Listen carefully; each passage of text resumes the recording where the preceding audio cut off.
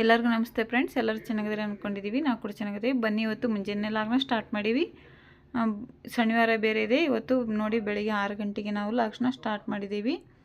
ಇನ್ನು ಮಕ್ಕಳಿಗೆ ತಿಂಡಿ ಬೇರೆ ಮಾಡಬೇಕು. ಯಜಮಾನ್ರ ಸ್ನಾನಕ್ಕೆ ನೀರು ಇಟ್ಟಿದ್ದೀವಿ. ನಾವು ಶನಿವಾರ ಅಲ್ಲ, ಅವ್ರು ಬೇಗನೆ ಸ್ನಾನ ಮಾಡ್ಕೊತಾರೆ ಅಂತ ಹೇಳ್ಬಿಟ್ಟು ಒಲೆನ ನೈಟ್ ಒಂದು ಸಲ ಒರೆಸಿದ್ವಿ ರೀ. ಮತ್ತೆ ಅಡುಗೆ ಮಾಡಿದ್ವಲ್ಲ, ಹಂಗಾಗ್ಬಿಟ್ಟು ಸ್ವಲ್ಪ ಗಲೀಜಾಗಿದೆ ನೈಟು.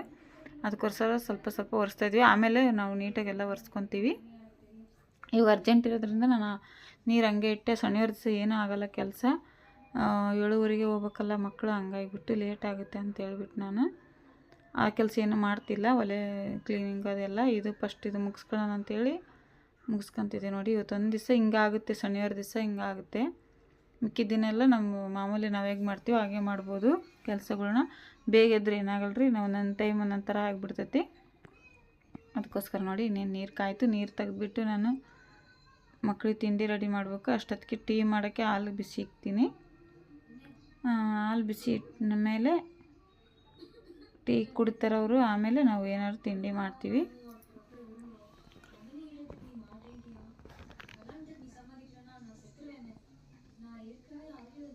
ನೋಡಿ ಇನ್ನೇನು ತಿಂಡಿ ರೆಡಿ ಆಯಿತು. ತಿಂಡಿ ತಿಂತಾಯಿದ್ದಾರೆ, ರೆಡಿ ಆಗಿದ್ದಾರೆ ಸ್ಕೂಲಿಗೆ ಹೋಗೋಕ್ಕೆ. ಟೈಮೆಲ್ಲ 7:30 ಆಗಿದೆ. ನಾವು ಫ್ರಂಟಿಂದ ವಿಡಿಯೋ ಮಾಡ್ಯಾವಲ್ರಿ, ಅದು ಉಲ್ಟಾ ಕಾಣಿಸ್ತಾ ಇತ್ತು ಸ್ವಲ್ಪ. ನೋಡಿ, ಬಲಗೈಯಲ್ಲಿ ತಿಂದರೆ ಎಡಗೈಯಲ್ಲಿ ತೋರಿಸ್ತಾ ಐತಿ ವಿಡಿಯೋದಲ್ಲಿ. ಮಧುದು ಇವತ್ತು ರಜೆ ಇದೆ. ಅವನು ಮದಕರಿದು ಅವನಿಗೆ ನಾವು ಮಧು ಅಂತೀವಿ ಮನೆಯಲ್ಲಿ ಜಾಸ್ತಿ. ಅವನದು ಸೆಕೆಂಡ್ ಸ್ಯಾಟರ್ಡೆ ಇದ್ದರೆ ಸ್ಕೂಲ್ ರಜೆ ಇರುತ್ತೆ ಯಾವಾಗಲೂ ಅಷ್ಟೇ ಅವನ ಸ್ಕೂಲು. ಇವ್ರು ಮೂವರದು ಒಂದೇ ಸ್ಕೂಲ್ ಇತ್ತು. ನಮ್ಮ ಸೌಂದರ್ಯದ ಈ ಸಲ ಮುಗೀತು. ಈಗ ಇಬ್ಬರು ಹೋಗ್ತಾರೆ, ಸ್ಫೂರ್ತಿ ಮಣಿಕಂಠ ಹೋಗ್ತಾರೆ. ಮಧು ಮನೇಲಿರ್ತಾನೆ ಇವತ್ತು. ಮಧು ಮತ್ತು ಸೌಂದರ್ಯ ಇಬ್ಬರು ಮನೇಲಿರ್ತಾರೆ. ನೋಡಿ, ಬೇಗನೆ ತಿಂಡಿ ಮಾಡಬೇಕು, ಬೆಳಗಿನ ಟೀ ಎಲ್ಲ ರೆಡಿ ಮಾಡಬೇಕು ಅವರಿಗೆ. ಮತ್ತು ಜಡೆ ಬೇರೆ ಹಾಕಬೇಕು. ಎಲ್ಲದನ್ನ ಲೇಟ್ ಆಗಿಬಿಡ್ತೈತಿ. ಮಕ್ಕಳು ಇದ್ದ ಮನೇಲಿ ಸ್ಕೂಲಿಗೆ ಇದ್ದ ಮನೇಲಂತೂ ಇನ್ನೂ ಭಾಳ ತೊಂದರೆನೇ ಅನ್ಕೋಬೋದು. ಒಂದು 5 ನಿಮಿಷ ಅವ್ರು ಹೋದ್ಮೇಲೆ ಸುಧಾರಿಸ್ಕೋಬೇಕಾಗುತ್ತೆ ನೋಡಿರಿ ನಾವು, ಆ ಥರ ಆಗುತ್ತೆ. ನಿಮ್ಮ ಮನೇಲಿ ಮಕ್ಕಳು ಸ್ಕೂಲಿಗೆ ಹೋಗಿದ್ರೆ ನೀವು ಏನು ಅನಿಸ್ತತೆ ಅಂತ ಹೇಳ್ಬಿಟ್ಟು ಕಮೆಂಟ್ ಮಾಡಿ. ತುಂಬಾ ಕಷ್ಟ, ಗಡಿಬಿಡಿ ಮಾಡ್ತಾರೆ. ಒಂದು ನೆನ್ಪು ಮಾಡಿ ಏನು ಇಟ್ಕೊಂಡ್ರೆ ಒಂದು ಬಿಟ್ಟಿರ್ತಾರೆ, ಹಂಗೆಲ್ಲ ಮಾಡ್ತಿರ್ತಾರೆ. ಅವ್ರು ಏನು ತಗೊಂಡು ಹೋದ್ರು ಏನಿಲ್ಲ ಅನ್ನೋದು ನಮಗೂ ಒಂದು ಟೆನ್ಷನ್ ಇರ್ತೈತಿ. ಒಟ್ಟು ಅವ್ರಿಗೆ ಟೈಮಿಗೆ ಸರಿಯಾಗಿ ಅವ್ರು ಹೋದ್ರು ಅಂದ್ರೆ ನಮ್ಗೆ ಅದೇ ಒಂಥರ ನೆಮ್ಮದಿ. ನೋಡಿ, ತಿಂಡಿನೂ ಅವನು ತಿನ್ನಲ್ಲ, ಮತ್ತು ನಿಧಾನ ಮಾಡ್ತಾನಂತೇಳಿ ನಾನೇ ತಿನ್ಸಕತ್ತೀನಿ. ಮತ್ತು 1 ಗಂಟೆಗೆ ಬರ್ತಾನೆ ರೀ ಅವನು. ಅಲ್ಲೇ ಟ್ಯೂಷನ್ ಮುಗಿಸ್ಕೊಂಬಿಟ್ಟು, ಅದಕ್ಕೋಸ್ಕರ ಮತ್ತೇನು ಉಪವಾಸ ಇರೋಕ್ಕಾಗಲ್ಲ ಅಲ್ಲಿ ಮಠ ಅಂತೇಳ್ಬಿಟ್ಟು ಹಣ್ಣು ಇಟ್ಟಿದ್ವಿ ನಾವು ಅವನಿಗೆ ಬಾಕ್ಸಿಗೆ. ಸ್ವಲ್ಪ ತಿಂಡಿನೇ ತಿನ್ನಲಿ ಅಂತೇಳಿ ತಿನ್ನಿಸ್ತಾಯಿದ್ವಿ. ಸಾಕು ಅಂತ. ಇಷ್ಟು ಬೇಗ ಊಟ ಮಾಡೋಕ್ಕಾಗಲ್ಲ ಅವರಿಗೆ.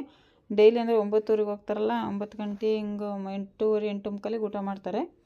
ಇದು ತೀರಾ ಬೆಳಿಗ್ಗೆ ಅನ್ನಿಸ್ತತಲ್ಲ ಅವ್ರಿಗೆ. ಶನಿವಾರ ಸಹ ಊಟನೇ ಮಾಡೋಕ್ಕಾಗಲ್ಲ ಅವರಿಗೆ. ಜುಲುಮಿಲ್ ಅದು ನಮ್ಮ ಬಲವಂತಕ್ಕೆ ಸ್ವಲ್ಪ ತಿಂತಾರೆ, 1-2 ತುತ್ತು ಅಷ್ಟಾದ್ರೂ ತಿನ್ನಿಸ್ಬೇಕು ರೀ ಮಕ್ಕಳಿಗೆ. ಹಂಗೆ ಬಿಟ್ಟರೆ ಆಗಲ್ಲ, ಮತ್ತು ಸುಸ್ತಾಗುತ್ತೆ ಅವರಿಗೆ. ಇವಾಗ ಅನ್ನಿಸ್ತಲ್ಲ, ಬೆಳಿಗ್ಗೆ ಹೋಗಬೇಕಾರೆ ಏನೋ ತಿನ್ನಬಾರ್ದು ಅನ್ನಿಸ್ಕೊಂಡು ಹಂಗೆ ಹೋಗ್ಬಿಡ್ತಾರೆ, ತಿನ್ಬೇಕು ಅನ್ಸಲ್ಲ ಅಂತ ಹೇಳ್ಬಿಟ್ಟು. ಆಮೇಲೆ ಹೋಗಿ ಸ್ವಲ್ಪ ಹೊತ್ತು ಆದಮೇಲೆ ಸ್ಕೂಲಾಗಿ ಅವರಿಗೆ ಸುಸ್ತಾಗಿ ಸ್ಟಾರ್ಟ್ ಆಗುತ್ತೆ. ಅದಕ್ಕೋಸ್ಕರ ನಾನು ಹೆಂಗಾರ ಮಾಡಿ ಏನಾದರೂ ಮಾಡಿ ತಿನ್ನಿಸೇ ಕಳಿಸ್ತೀನಿ. ಶನಿವಾರ ಅಂದ್ರೂ ಎಷ್ಟೇ ಕಷ್ಟ ಆದರೂ ಚಿಂತೆ ಇಲ್ಲ, ಒಟ್ಟು ಮಾಡ್ತೀನಿ, ಬಿಡಲ್ಲ.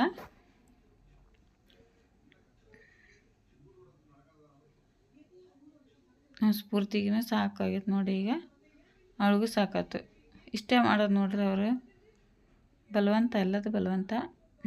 ಎಲ್ಲರನ್ನೂ ಸ್ಕೂಲಿಗೆ ಕಳಿಸಿ ನಾವು ಶನಿವಾರ ಸ್ನಾನ ಮಾಡ್ಕೊಂಡು ದೇವಸ್ಥಾನಕ್ಕೆ ಹೋಗಿ ಬಂದ್ವಿ. ಬಟ್ಟೆ ಇದ್ದು ನಿನ್ನೆ ತೊಳೆದ್ರು, ಬಟ್ಟೆ ಮಾಡಿಸ್ತಾಯಿದ್ವಿ ನೋಡಿ. ಮಳೆ ಬೇರೆ ಎಲ್ಲ ಇವತ್ತು ಬೇಗನೆ ಮಳೆ ಸ್ಟಾರ್ಟ್ ಆಗಿಬಿಟ್ಟೈತಿ. 10:30 ಆಗೈತಿ ಟೈಮು. ಇಷ್ಟೊತ್ತಿಗೆ ಮಳೆ ಸ್ಟಾರ್ಟ್ ಆಗೈತೆ ನೋಡಿ. ಇವು ನಿನ್ನೆ ತೊಳೆದ್ರು ಬಟ್ಟೆ. ಇನ್ನು ಇವತ್ತು ಯೂನಿಫಾರಮ್ ಎಲ್ಲ ತೊಳೆಯೋದವು, ಆದ್ರೂ ಮಳೆ ಹಿಡ್ಕೊಂಡೈತಿ. ಯೂನಿಫಾರಮು ಸಾಕ್ಸ್ಗಳು ಒಣಗ್ಸೋದೆ ಒಂದು ತಲೆ ನೋವು ಆಗಿರ್ತೈತೆ ರೀ ಮಳೆಗಾಲದಲ್ಲಿ ಹುಡುಗರವು. ಮಳೆ ನೋಡಿ, ಇದು ಮಳೆಗಾಲ ಇಷ್ಟು ಬೇಗ ಮಳೆಗಾಲ ಬಂತು ಅನ್ನಿಸ್ತೈತಿ. ಒಂದು ದಿವಸ ಆಗ್ಲಿಂದಾಗಲೇ ಹಿಂಗೆ ಇಟ್ಕೊಂಡು ಬಿಟ್ಟೈತಿ ಇದು. ಇವಳದು ನೋಡಿ ಸ್ಕೂಲ್ ಮುಗೀತು. ಮತ್ತು ನಾವು ನೋಡಿ ಸಾಯಂಕಾಲ 4 ಗಂಟೆಯಿಂದ ವಿಡಿಯೋ ಸ್ಟಾರ್ಟ್ ಮಾಡಿದ್ವಿ. ಮಧ್ಯಾಹ್ನ ಮಾಡೋಕ್ಕಾಗಲೇ ಇಲ್ಲ. ಹುಡುಗರು ಸ್ಕೂಲಿಂದ ಬಂದಮೇಲೆ ಅವರೆಲ್ಲ ಹಳೆ ಬುಕ್ಕು ತೆಗಿತಾ ಇದ್ದರು. ಹೊಸವು ತಂದ್ರಲ್ಲ, ಅದಕ್ಕೆ ಹಳೆವು ಬೇಡ ಅಂತ ತೆಗಿತಾಯಿದ್ರು. ನೋಡಿ ಮತ್ತೆ ನಾವು ನೈಟು ಊಟಕ್ಕೆ ಬಸ್ಸಾರು ಮುದ್ದೆ ಮಾಡ್ತಾಯಿದ್ದೀವಿ. ಅದು ಒಣಗನೆ ಸೊಪ್ಪಿನ ಬಸ್ಸಾರಿಗೆ ನಾವೆಲ್ಲ ಸೊಪ್ಪು ಎಲ್ಲ ಬೇಯಿಸಿ ಇಟ್ಕೊಂಡಿದ್ದೀವಿ. ಬಸ್ಸಾರಿಗೆ ಇಲ್ಲಿ ಕರ್ಕೊಂಡು ಇಟ್ಕೊಂಡಿದ್ದೀವಿ ನೋಡಿ ಎಲ್ಲ ಪದಾರ್ಥನ. ನಾವು ಈರುಳ್ಳಿ, ಬೆಳ್ಳುಳ್ಳಿ, ಜೀರಿಗೆ ಮತ್ತು ಟೊಮೊಟೊ, ಒಣಮೆಣ್ಸಿಕಾಯಿ, ಕೊತ್ತಂಬರಿ ಸೊಪ್ಪು, ಕೊಬ್ಬರಿ ಎಲ್ಲ ಹಾಕಿದ್ದೀವಿ. ತುಂಬ ಚೆನ್ನಾಗಾಗಿತ್ತು ರೀ ಬಸ್ಸಾರು ಮಾತ್ರ. ನೀವು ಇದನ್ನು ಮಿಕ್ಸಿ ಮಾಡ್ಕೋಬೇಕ್ರಿ, ಸಣ್ಣಕ್ಕೆ ಮಾಡ್ಕೋಬೇಕು. ತೀರಾ ಬದಲ ಇದ್ದರೆ ಚೆನ್ನಾಗಿರಲ್ಲ. ಸ್ವಲ್ಪ ತರಿಯಾಗಿದ್ದರೆ ಸ್ವಲ್ಪ ಸಣ್ಣಕ್ಕೇ ಇರಬೇಕು, ಇದು ಚೆನ್ನಾಗಿರುತ್ತೆ. ಒಂದು ಈರುಳ್ಳಿ, ಒಂದು ಒಣಮೆಣ್ಸಿಕಾಯಿ ಹೆಚ್ಚಿಟ್ಕೊಂಡಿದ್ದೆ ಒಗ್ಗರಣೆಗೆ. ನೋಡಿ ಇದನ್ನು ನೀಟಾಗಿ ಮಿಕ್ಸಿ ಮಾಡ್ಕೊತೀವಿ ನಾವೀಗ ಸಣ್ಣಕ್ಕೆ ಪೇಸ್ಟ್ ಥರ. ಅದರಲ್ಲೇ ಸ್ವಲ್ಪ ಸೊಪ್ಪು ಕೂಡ ಹಾಕ್ಬೇಕ್ರಿ. ಸೊಪ್ಪು ಬೇಳೆ ಬೇಯಿಸಿರ್ತೀವಲ್ಲ ನಾವು, ಅದು ಕೂಡ ಹಾಕ್ಕೋಬೇಕು, ಚೆನ್ನಾಗಿರುತ್ತೆ ಟೇಸ್ಟು. ಇವಾಗ ಉದ್ಕಕ್ಕೆ ರುಬ್ಬಿ ಆಯಿತು ಅಲ್ಲ ಬಸ್ಸಾರಿಗೆ. ನಾವು ಉದ್ಕನೇ ಮಾಡೋದು ಜಾಸ್ತಿ, ಬಸ್ಸಾರು ಮಾಡೋದು ಕಮ್ಮಿ, ಅದಕ್ಕೆ ಬರೀ ಅದೇ ಬರುತ್ತೆ ನೋಡಿ. ಇವಾಗ ಸೊಪ್ಪಿಗೆ ಒಗ್ಗರಣೆ ಹಾಕಕ್ಕೆ ನೋಡಿ ನಾವು ಈರುಳ್ಳಿನ ಬೇಯಿಸ್ತಾ ಇದ್ದೀವಿ. ಈರುಳ್ಳಿ, ಒಣಮೆಣ್ಸಿಕಾಯಿ ನೋಡಿ, ಸೊಪ್ಪು ಒಗ್ಗರಣೆ ಆಯ್ತು. ಇಷ್ಟ ಆದರೆ ಮುಗೀತು ನೋಡಿರಿ. ಮತ್ತು ಮುದ್ದೆ ಮಾಡಬೇಕು. ಈ ಕಡೆ ಮುದ್ದೆ ಮಾಡೋಕ್ಕೆ ನೀರು ಇಟ್ಟಿದ್ದೀವಿ. ಮತ್ತು ಈ ಕಡೆ ಸೊಪ್ಪಿಗೆ ಅಲ್ಲ ಉದ್ಕಕ್ಕೆ ಒಗ್ಗರಣೆ ಹಾಕ್ತಾಯಿದ್ದೀವಿ ನೋಡಿ, ಬಸ್ಸಾರಿಗೆ ಒಗ್ಗರಣೆ ಹಾಕ್ತಾಯಿದ್ದೀವಿ. ರುಬ್ಬಿರೋಂಥ ಮಸಾಲೆ ಇತ್ತಲ್ಲ ಅದರಲ್ಲೇ ಒಗ್ಗರಣೆ ಹಾಕಬೇಕು. ಹಾಗೆ ಕೂಡ ಮಾಡ್ತಾರೆ ಹಸಿದು. ನೋಡಿರಿ ನನ್ನ ಮಗಳಿಗೆ 30 ಸ್ಟ್ಯಾಂಡೇ ಕನ್ನಡ ಹೇಳಾಗೈತಿ. 30 ಸ್ಟ್ಯಾಂಡಲ್ಲಿ ಮಕ್ಕ ನೋಡ್ಕೊಳಕತ್ತಾಳೆ ನೋಡಿ. ನೋಡಿ ಬಸ್ಸಾರು ಕುದೀತಾ ಇದೆ. ತುಂಬ ಅಂದರೆ ತುಂಬ ಚೆನ್ನಾಗಿತ್ತು. ನನಗಂತೂ ಸಖತ್ ಇಷ್ಟ ಆಯ್ತು ರೀ ಬಸ್ಸಾರು. ಅದಕ್ಕೆ ಬಸ್ಸಾರು ಅಂತ ಭಾಳ ಇಷ್ಟಪಡ್ತಾರೆ ಕರ್ನಾಟಕದಲ್ಲಿ ಅಂತ ಅನ್ನಿಸ್ತು. ನಾವು ಇದು ಹಸಿ ಉದ್ಕ ಜಾಸ್ತಿ ಮಾಡ್ತೀವಲ್ಲ, ಇದು ಮಾಡೋದು ಕಮ್ಮಿ. ನೋಡಿ ಇನ್ನೇನು ಮುದ್ದೆ ಕೂಡ ಕುದೀತಾ ಇದೆ.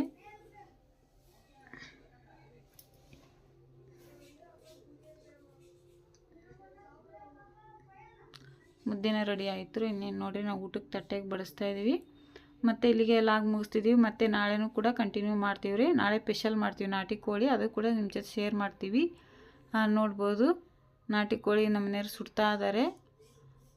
ಮನೆಯಲ್ಲೇ ಕ್ಲೀನ್ ಮಾಡ್ತಾಯಿದ್ವಿ ನಾವು.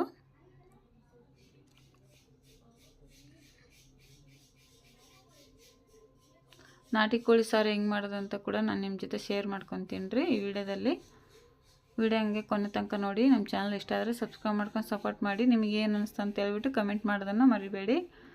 ಈಗ ಕೋಳಿ ಸಾರಿಗೆ ನಾವು ಎಲ್ಲ ಮಸಾಲೆ ಜೋಡಿಸ್ತಾ ಇದ್ವಿ ನೋಡಿ. ಈ ರೀತಿ ಎಲ್ಲ ಕಡೆಗೂ ನೀಟಾಗಿ ಸುಟ್ಕೋಬೇಕು, ಹಂಗಂದ್ರೆ ಚೆನ್ನಾಗಿರ್ತೈತಿ. ಮನೆಯಲ್ಲಾದರೆ ಹಿಂಗೆ ನಾವು ಮಾಡೋದು. ಹಸಿ ಶುಂಠಿ, ಬೆಳ್ಳುಳ್ಳಿ, ಚಕ್ಕೆ, ಏಲಕ್ಕಿ, ಲವಂಗ ತೊಗೊಂಡಿದ್ದೀವಿ. ಮತ್ತು ಹಸಿ ಕೊಬ್ಬರಿ ತೊಗೊಂಡಿದ್ದೀವಿ. ಈರುಳ್ಳಿ ಹೆಚ್ಚಿಟ್ಕೊಂಡಿದ್ದೀವಿ ಒಂದು 3, ಮತ್ತು ಕೊತ್ತಂಬರಿ ಸೊಪ್ಪು.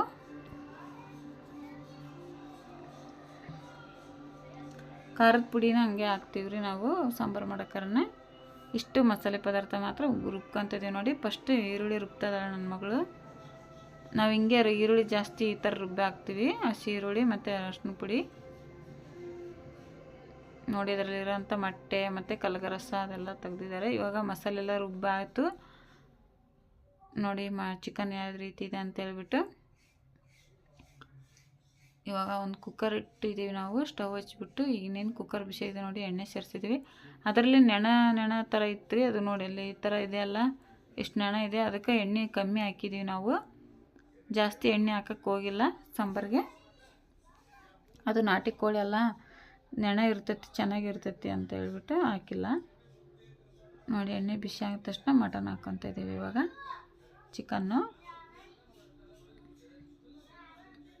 ಚಿಕನ್ ಸ್ವಲ್ಪ ಎಣ್ಣೆಯಲ್ಲಿ ಚೆನ್ನಾಗಿ ಫ್ರೈ ಮಾಡ್ಕೋಬೇಕು. ಇದನ್ನು ನಾಟಿ ಕೋಳಿ ಚಿಕನ್ ಅಲ್ಲ, ಹಂಗಾಗ್ಬಿಟ್ಟು ಚೆನ್ನಾಗಿ ಫ್ರೈ ಮಾಡ್ಕೋಬೇಕ್ರಿ.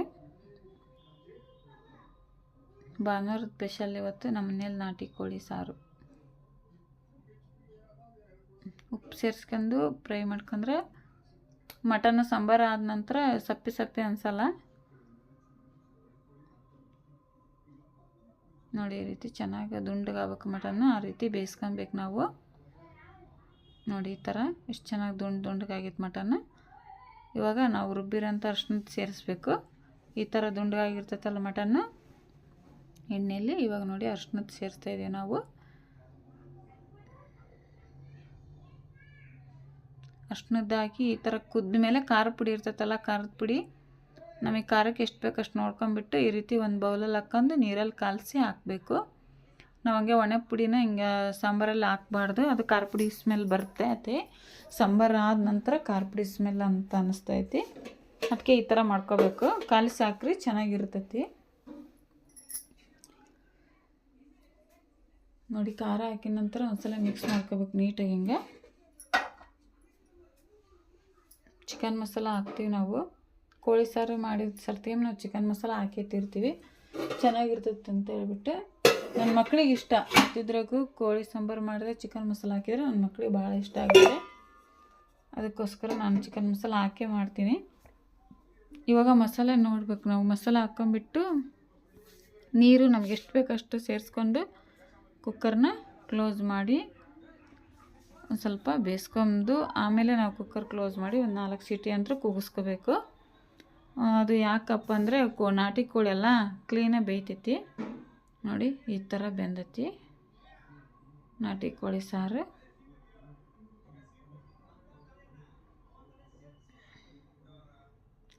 ಇವಾಗ ನಾವು ಮೊಟ್ಟೆ ಹಾಕ್ಬೇಕು ನೋಡ್ರಿ. ಮೊಟ್ಟೆ ನಾವು ಮುಂಚೆನೇ ಹಾಕಿದ್ರೆ ಎಲ್ಲ ಒಡೆದು ಬಿಡ್ತವೆ. ಈ ರೀತಿ ಮೊಟ್ಟೆ ಹಾಕ್ತೀವಿ ನೋಡಿ. ಮೊಟ್ಟೆ ಹಾಕಿ ಒಂದು ಸ್ವಲ್ಪ ಹೊತ್ತು ಕುದಿಸ್ಕೋಬೇಕು.